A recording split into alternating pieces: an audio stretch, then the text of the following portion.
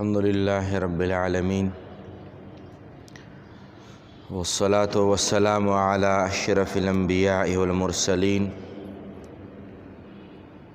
وعلى آله وأصحابه وذرياته وأهل بيته وعلماء أهل سنته وأولياء ملته أجمعين. أما بعد فأعوذ بالله من الشيطان الرجيم. بسم الله الرحمن الرحيم. قال الله تبارك وتعالى في كتابه المجيد وفرقانه الحميد: يا أيها الذين آمنوا كتب عليكم الصيام كما كتب على الذين من قبلكم لعلكم تتقون. صدق الله العظيم وصدق رسوله النبي الكريم الأمين. إن الله وملائكته يصلون على النبي يا أيها الذين آمنوا صلوا عليه وسلموا تسليما. اللهم صل على سيدنا ونبينا وكريمنا وحبيبنا ومحبوبنا ومأوانا وملجانا محمد وبارك وسلم عليه. الصلاة والسلام عليك يا سيدي يا رسول الله. الصلاة والسلام عليك يا سيدي يا حبيب الله.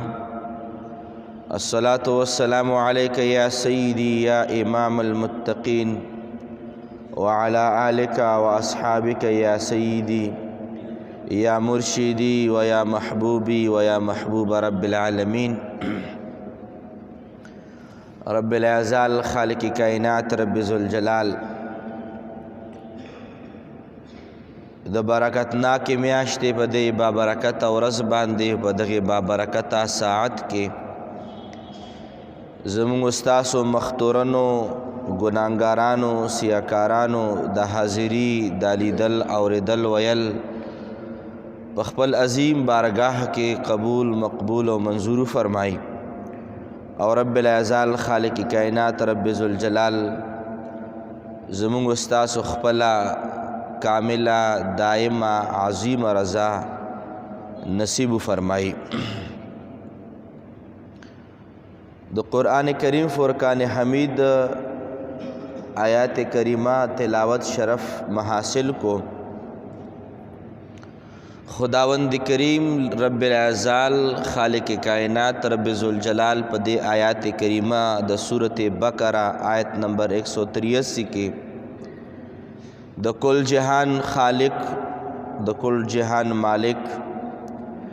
ارشاد فرمائی چې یا ایها الذین آمنوا کتب علیکم الصیام. اے ایماندارو خلکو په تاسو باندې روژه فرض کړې شوه. څنګه روژه؟ کما کتب علی الذین من قبلکم، لکه تیرې شو امتونو مسلمانانو باندې روژه فرض کړې شوې وه، دارنګې په تاسو باندې روژه فرض کړې شوه. خدای پاک د دغې آیات کریمه په آخري لفظ کې د روژې مقصد د روژې مطلوب د روژې حقیقی فلسفه بیان فرمائی چې د روژې فرض کېدو د خالق کائنات مقصد څه دی، د دغې روژې فرضیت وجه څه ده، او د دغې بنیادی حقیقی فلسفه څه ده. سحر بانګ نه وړاندې خوراک بند کا او چې ماښام بانګ وشي خوراک شروع کا، اللہ اکبر باندې خوراکم شروع کا، اسکاکم شروع کا. ظاهره باندې دا خو روژه د لوږې نامه ده، روژه د تندې نامه ده. روژه په دغې سحر نه تر ماښامه پورې د خپلې کورودانې نه د جدا کېدو نامه ده. دا خو داسې ظاهره باندې دا خو لوږه ده. په لوږه کې د عبادت تصور د کم ځای نه راغی. دا خو یو کس دی هغه خو غریب به وي، سحر نه واخله کیدای شي چې د شپې د 12:01 بجې پورې ورته څه میلاو نه شي یا یو کس دی هغه په سفر باندې روان دی لار او ګودره کې وله هوټل موټل رانلو سحر نه روان دی تر ماخوستنه پورې او تر پښمني پورې به ورته خوراک میلاو نه شي نو دا خو هغه همغه لوږه ده چې چا ته څه میلاو نه شول لوږه په راغله او چا ته څه په کور کې میلاویږي او خپله نه خوري د دې تصور حقیقي تصور څه دی د روژې حقیقي فلسفه څه ده رب العزال خالق کائنات د دغه آیات 183 د سورت بقره کې الله کریم فرمایي لعلکم تتقون د روژې حقیقي فلسفه صرف لوږه نه ده د روژې فلسفه صرف تند نه ده د روژې فلسفه د خپل کور ودانې نه جدا کېدل نه دي کني مسافر چې انګلینډ کې دي امریکا کې دي دارنګې په سعودي عرب کې دي په قطر کې دي دارنګې په نورو ممالکو کې دي خو کور ودانې ته په 3 کاله کې هم نه نږدې شوی په 15 کاله کې هم نه نږدې شوی کم کسان دي هغه په غرونو کې په مختلفو ځایونو کې هغه خپل سروس ورکوي هغوی ته خو په ورځو باندې چېرته یو ګوټ اوبه میلاو شي یو ګله روټۍ ورته میلاو شي هم پته نه لګي چې شپې به میلاویږي او که ورځې به میلاویږي رب ذوالجلال په دې آیات کریمه کې د روژې مقصد او مطلوب او فلسفه وښوده چې د روژې مقصد صرف اور صرف لوږه نه ده صرف اور صرف تنده نه ده صرف د کور ودان نه جدا کېدل نه دي بلکې رب العزال خالق کائنات فرمایي چې د روژې حقیقي فلسفه دا ده چې ته پرهیزګاره شې ته تقواداره شې او د تقوا او د پرهیزګارۍ ټریننګ الله پاک څنګه درکوي لکه څنګه سحر بانګ وشي اوبه درته پرتې خوراک درته پروت فریج کې روټۍ سالان فروټ څه د انسان وس برابر وي هغه هر څه پراتی ته نه خورې رب العزال درس دا درکوي چې دغه شان د تم تقوادار شه هر څه پراته دي نه خورې هر څه پراته دي نه اسکې کور ودانه په نکاح تا ته جایز ده ته نه ورنږدې کېږې رب العزال په همدې فلسفه کې پیغام دا ورکوي چې بندگانو دروغ به درته موقع میلاویږي څنګه خوراک نه کوي او خوراک درته میلاویږي دارنګې دروغ هم مه کوه چې کله د دروغو موقع درته میلاو شي کله ته د غیبت موقع درته میلاو شي غیبت مه کوه کله د حرام خورۍ موقع درته میلاو شي حرام خوري مه کوه کله د ډرامې موقع درته میلاو شي په دغه شپو ورځو کې ډرامه مه ګوره کله په فیسبوک باندې بې ځایه ویډیوګانې درته میلاو شي د ګانو بجانو والا هغه مه ګوره کله بې ځایه درته تصویران میلاو شي هغه مه ګوره بې ځایه چې کم د الله او د الله د رسول نافرمانیانې دي هغه مه کوه قرآن کریم فرمایي چې د روژې فلسفه دا ده چې ته تقوادار شي د ګناهونو نه بچ شي هر څه بسیار ګناهونه میلاویږي او هغې باوجود هم ته نه کوي دا د روژې فلسفه ده کور کې هر څه میلاویږي او تی خوراک او څښاک بیا هم نه کوي دا د روژې هغه پټ پیغام دی چې هر څه به درته ګناهونو کې میلاویږي تی بیا هم مه کوه ځکه چې د روژې مقصد که چېرې خوراک پرېښودل او څښاک پرېښودل شي نو دا خو یو څاروی هم په هغه باندې وتړه په خپل ابوخر باندې وتړه په خپل موږي باندې یو غوا یا اوزه وتړه او 24 غنټې وله خوراک مه ورکوه څوک په کائناتو کې به دا فتوه ورکړي چې دغې چیلې یا ګډ روژه نیولې ده څوک به دا فتوه ورکړي چې دغې غوا تا تړلې ده 24 غنټې تړلې ده او دغې غوا نن روژه نیولې ده او مسلسل 2 روژې نیولي یا 3 روژې نیولي او خو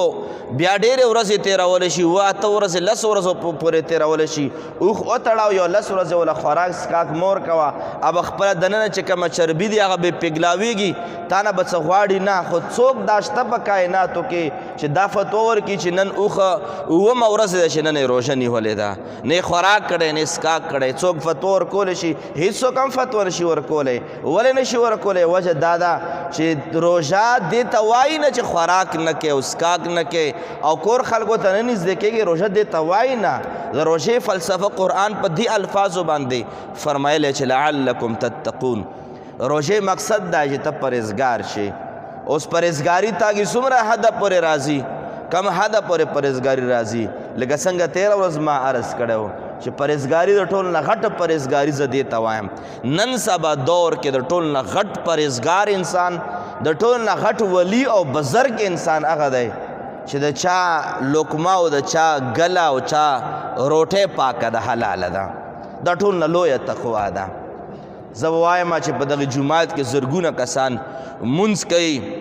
خو په دغه مونځ باندې نن سبا معیار د تقوا نه دی منحصر چې مونځ له څوک راځي به دا تقوادار دی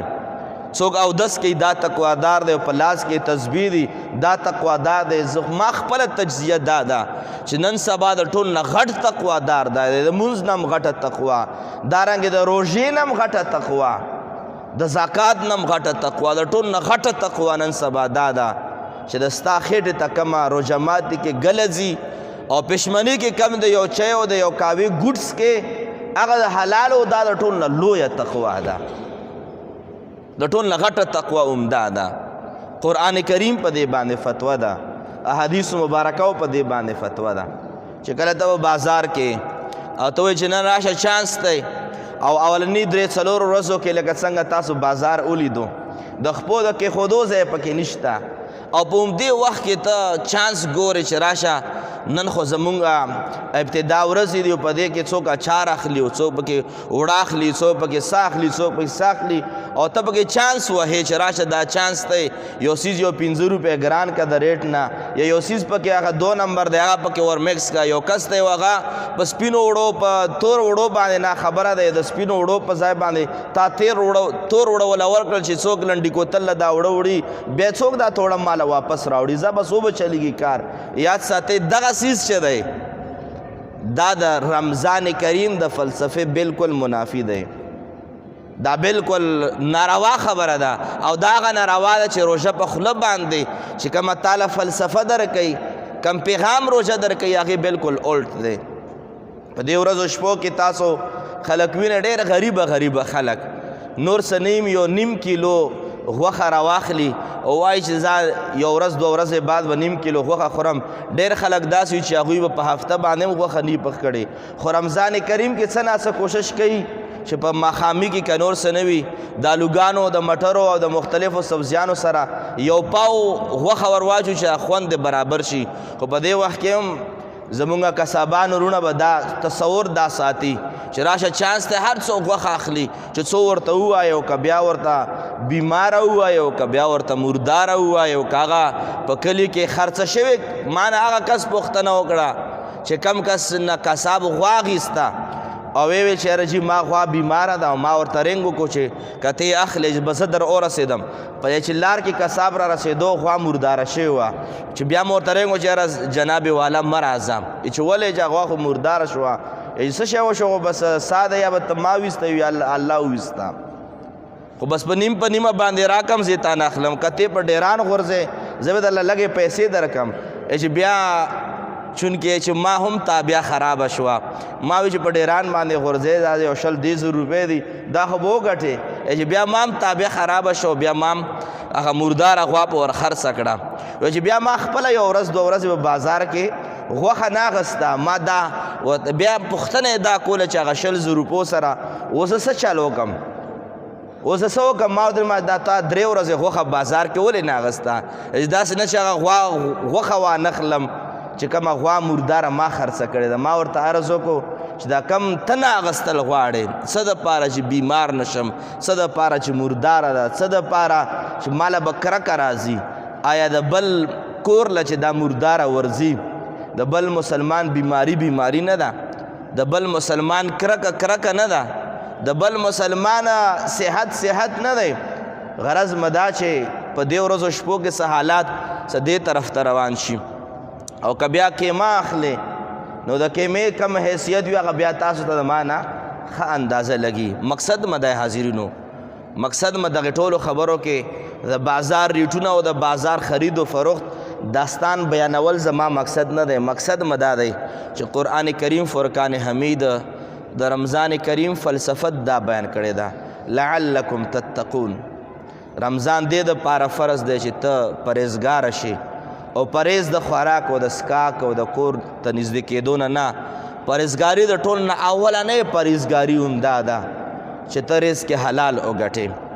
کم روژه ماته راوړې په پاکو روپو باندې راوړې چې کله هغه پاک رب نامه الله اکبر اغستلی کېږي او ته کومه کجوره را اخلې چې دا کجوره کم از کم د حلالو تا راوړې وي د پاک رب په نامه باندې د پاکې روژې د ماتولو یو پاکه اراده وکړې او پاک نیت وکړې په کار چې ته کومه کجوره راوچتې چې دا هم د پاکو روپو وي دا هم د حلالو روپو وي او دا د قرآن کریم د رمضان کریم فلسفه بیان کړې ده چې د روژې فرضیت صرف د دې دپاره نه دی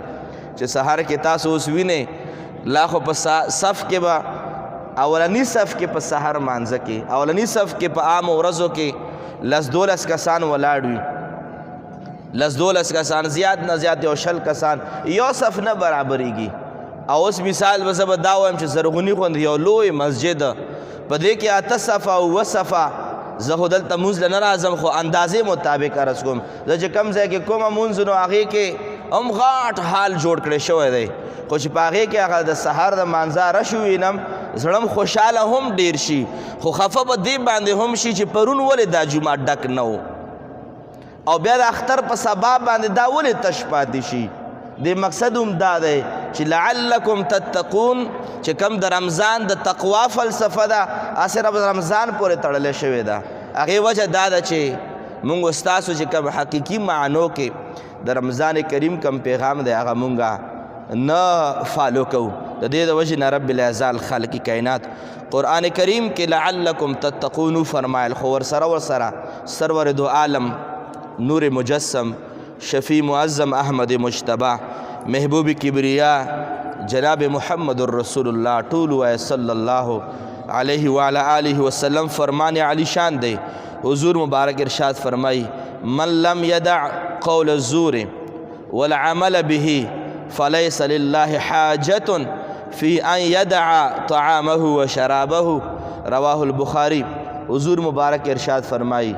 چې د روژې مقصد دا نه دی چې انسان خوراک پریدي انسان سکاک پریدي حضور فرمائی چې دا د روژې نامه نه ده حضور فرمائی روژه څه ته فرمائی روژه ته څه ته وایي حضور فرمائی چې یو انسان دروغ پریدي یو انسان په دروغو باندې عمل پرېږدي روژه دې ته ویلی شي او که چېرې چا روژه په خوله او دروغ د کوژې نه ډېر وایي ځکه چې چانس دی رمضان پیکیج دی د رمضان د روزګار د او د خرید او د فروخت یو های لیول باندې ګرمایي روانه بازار کې الله رسول فرمایي چې چا دروغ پرې نه ښودل او چا په دروغو باندې عمل پرې نه ښودو حضور مبارک فرمائی چې داسې روجې رب ذوالجلال ته اډو ضرورت نشتا څوک فرمائی حضور مبارک فرمائی باران ډېر زیات دی خلکو ته وایي چې مخکې راتېرېږي چې د حال ډک شي چې بیا موږ بیسمنټ کوله ما کوله کړی ټیک دی نو حضور مبارک فرمائی چې داسې روجې رب العزال ته اډو حاجت نشتا چې چا خوراک نه خوله بنده کړې او دروغ په وایي الله رسول فرمائی چې الله پاک د داسې روجې ضرورت نشتا اسې د دې روژې ضرورت هم ورته نشته چې مونږ صحیح روژه ونیسو 100% کې برابره روژه ونیسو د دې روژې هم الله ته ضرورت نشته بنده ته ضرورت دی خو بیا داسې روژه چې د مونږ ستاسو په خوله باندې غیبت دروغ او تر دې پورې سرور دو عالم نور مجسم شفیع معظم صلی الله علیه و آله وسلم مبارک په بل آیات روایت کې حدیث مبارک کے فرمانے عظیم دے حضور مبارک ارشاد فرمائی ان الصیام لیس من الطعام والشراب ولكن من الكذب والباطل واللغو حضور مبارک فرمائی چې روژه خوراک او اسکاک نه کولو ته نشي ویلی حضور فرمائی چې روژه دې ته وایي چې دروغ پکې ونه وایي روژه دې ته وایي حضور فرمائی چې باطل کار پکې ونه کې او حضور مبارک فرمائی چې روژه دې ته وایي چې لغوه کار پکې ونه کې او لغوه کار ما وضاحت په تیره جمعه دا کړو چې لغوه کار څه ته وایي لغوه کار وایي دې ته چې نه دنیا فایده په مرتب وي او نه د آخره فایده په مرتب وي چې لغوه کار نه پکې بچ شي نن سبا خو مونږه روژه په لډو باندې تیرو په لډو باندې او مخکې خو بیا هم داسې په تیرو ورځو باندې خبر شوم د یو هلک مورکې رابطه کړې وه چې زما زوی دی او لډو کوي او په فیسبوک باندې لډو کوي که په نیټ باندې لډو کوي او یو کس د یو ملکی او بل کس د بل ملکی او په نیټ باندې سره لډو کیږي نو هغه نوې لډو نه لا په 13 ورځ باندې حقیقت خبره ده چې خبر شوم یا خو هغه لډوګانې وې چې کاغذ والا به او کاغذ باندې به خلکو لډوګانې کولې او روژه به تېروله په دې باندې چې سهاره پورې چې کله روژه ماتې پښمني دپاره دا ډېر وخت به تېرو نو په لډو باندې به تیر کو او نن سبا پکې دغه رنګینې لډوګانې راوتلې دي نو یاد ساتئ حضور مبارک فرمایي چې څوک د لغوه کار نه روژه ونیسي دې روژې ته د الله پاک حاجت نشته دی دا روژه د انسان په مخ باندې الله پاک واپس ورولي چې لغوه کار نه ځان ونه ساتي او دغه لډو او دغه تاش بغیر د پیسو نه که لډو دی او که تاش کیل دی او که تر دې پورې چې بعضې ګراونډونو کې په تېر کال باندې چې کومه مونږه مناظره او کومه لیدل مونږه کړي وو هغه دا چې کرکټ به تر هغه وخته پورې لګېدو په یو ځای کې جومات کې ختم روان بل ځای کې تراویح روانې خو دا کرکټ لوبغاړي چې دي دا به کرکټ به لګولو فټبال به لګولو او د دې تراویح د ماخوستن په جمع باندې مونځ ډېر کسان پکې نه کوي نو دې د وجې نه حضور مبارک فرمایي چې داسې روژه کله م ونیسئ چې د لغوه کار پکې نشئ پرېښودی دروغ پکې نشئ پرېښودی رب العزال ته داسې روژې هډو قبول او مقبول نه دي د دې وجې نه سنن کبرا حدیث ما تاسو ته وړاندې کو سو پورې انسان لغوه کار پرې نه ږدي دا لغوه کارونه بیا چې کم هغه لغوه کار چې وي مباح خو لیکن جانب یو جانب پکې ګناه ته راجح وي ګناه ته انسان مایله کوي او بیا په دروغ قسمونه په لډوګانو کې او په کرکټ کې او په والیبال کې په نورو سیزونو کې قسم دی چې دا ګول دی قسم دی چې دا آوټ دی قسم دی چې دا داسې نو هغه رب العزال دپاره چې کومه مونږ روژه نیسو په دغې خوله باندې د خدای پاک هغه عظیمه نامه د یو رنز دپاره د یو آوټ دپاره د یو نمبر حاصلولو یا د یو نمبر کمولو دپاره هغې لوی رب نامه بار بار په قسمونو کې مونږ اخلو محبوب فرمایي چې دا لغوه کار نه د ستا روژه نه ده نو د خوراک او د څښاک نه چې تا کومه روژه نیولې داسې روژې حاجت رب العزال ته نشته دی د دې وجې نه بل حدیث مبارک باندې زه د خپلو خبرو اختتام رسکول غواړم او په دې نتیجه باندې ستاسو ذهنونه رسول غواړم چې الله د پاره کم از کم لکه روایت کې راځي حدیث مبارک کې راځي